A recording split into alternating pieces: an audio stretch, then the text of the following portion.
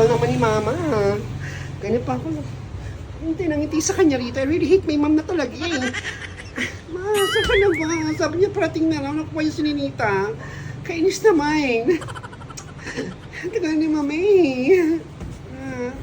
Asa na si Mama? Wala naman ni Mama.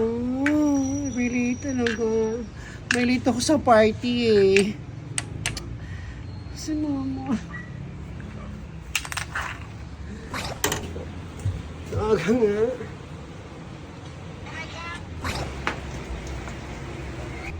Ay!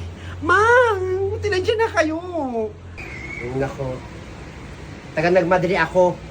Dahil akong maabutan ng dilim, baka mamaya umulan ng malakas. Halika, Nita, pasok ka. Akala ko hindi kayo makakarating ngayong hapon eh. Buti na. Pasok ka, Nita. Pasok ka, huwag kang mahiya.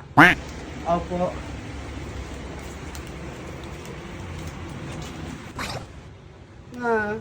Alam mo naman, punta ako ng party tonight. Invite ako ng friend ko si Atasha. Ay nako, Francia. Panay ka pa sosyal. Anong pagod ako, galing akong biyahe eh.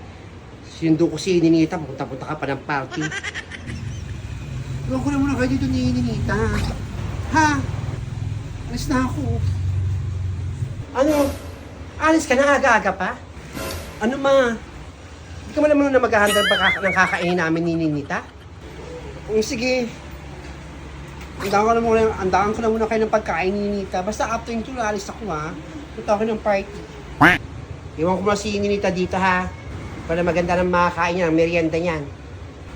Sige, mayos ko muna yung ano dyan. Makakain ni Ninita. Ay tita, tawagan ko po muna si Mama. Ako, Ninita.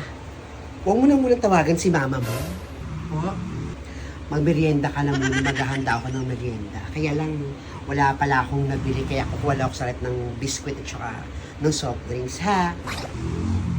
Tapos ipasok mo na yung mga gamit mo dun sa kwarto mo. Ay, wala pa kaming kwarto. Dun sa kusina. Kasi dito tayo natutulog nila mamaya. Sige po. Pasok ko lang po muna itong gamit ko dyan. Sige na. Huwag mo muna tawagan. Wala ako ng merienda mo. Ito, Ninita ha, merienda mo ha. Tamang-tama, pumasok siya doon sa may kusina. Kunin ko muna yung cellphone para hindi matawagan namin.